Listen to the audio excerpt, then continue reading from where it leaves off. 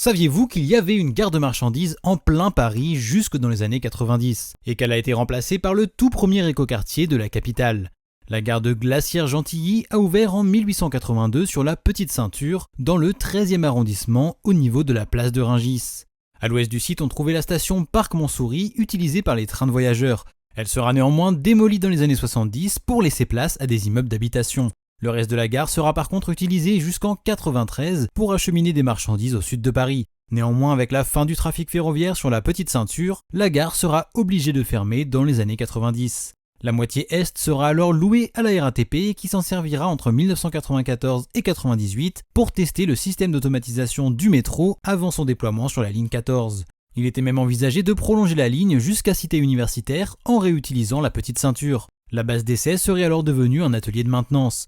Néanmoins, ce projet ne verra jamais le jour et la base sera démantelée.